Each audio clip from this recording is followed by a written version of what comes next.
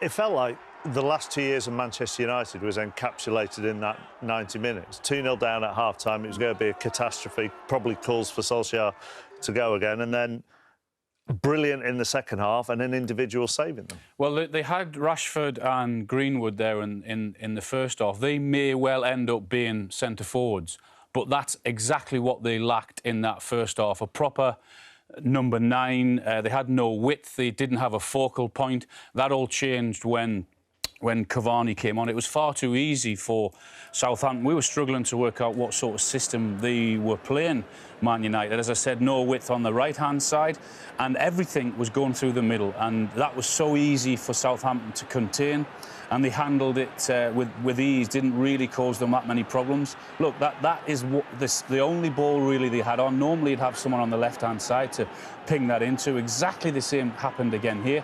No one on the left, no one on the right-hand side, straight through the middle, too easy for Southampton. As I said, no focal point, no one to hold it up or make those runs. Now, look at what changes in the second half. You've now got a guy who's intelligent enough, who's never static, who's always on the move. They've got a little bit of width. They've got now men in the box. They're getting crosses in there, and that's a magnificent header. Unlucky not to go in the back of the net. He gave him a little bit of width also. When he got out there, he didn't disappoint. He found Bruno Fernandes in there. Good cross, fantastic touch and finish, but this is what impressed me most. He's attacking this space, the intelligence and the hunger to get in there. Just look at the number of bodies that he actually runs past to get on the end of that goal, to attack the space. He's not standing still. No one can pick him up. He runs past 3 of his own teammates to get on the end of that cross. And Rashford and Greenwood need to keep on looking at him because they'll learn from him with his professionalism and his attitude.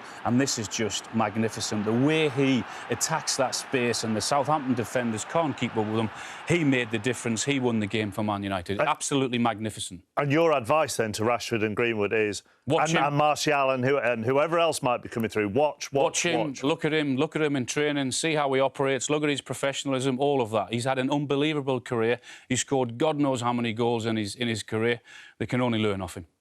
Southampton were great for 45 minutes and then struggled for 45 minutes, which you think is a little bit a story of their season. Yeah, it is, and I think it's something they need to address. You always get the feeling with Southampton that if you can weather the storm, then you'll win the game because they come flying out the blocks. It's all high energy, high pressure, and they started that game exactly that. Everybody wanting the ball, so many options for the player on the ball, and confidence in the way they play. Deliveries coming into the box, and Man United were under huge amounts of pressure during this game in midfield. Ward-Prowse and Romeu were on top of people. You can see here support from those wide areas and Walker-Peters, but look at the numbers, bodies in the box. But they're buoyant at the minute. Things are going well.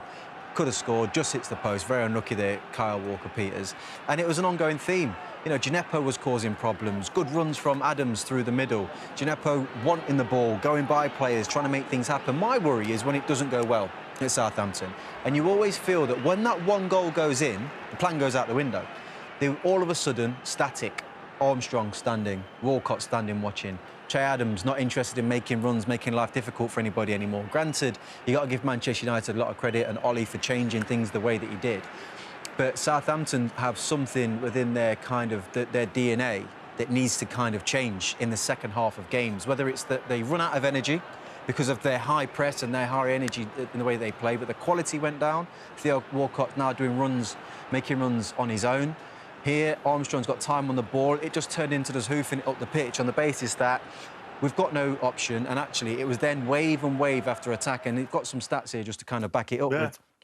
In the first half, this season, 4 goals conceded, 12 in the second half.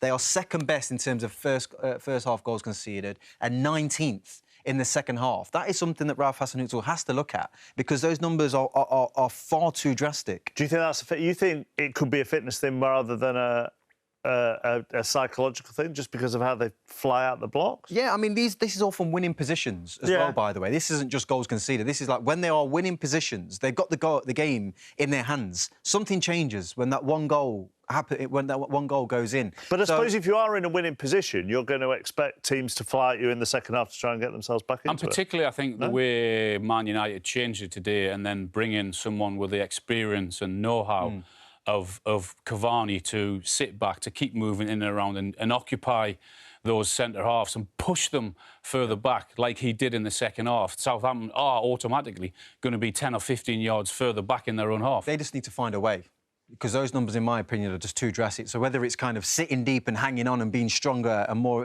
resolute in doing that, or maintaining that high press and still pushing Manchester United back, they need to figure it out.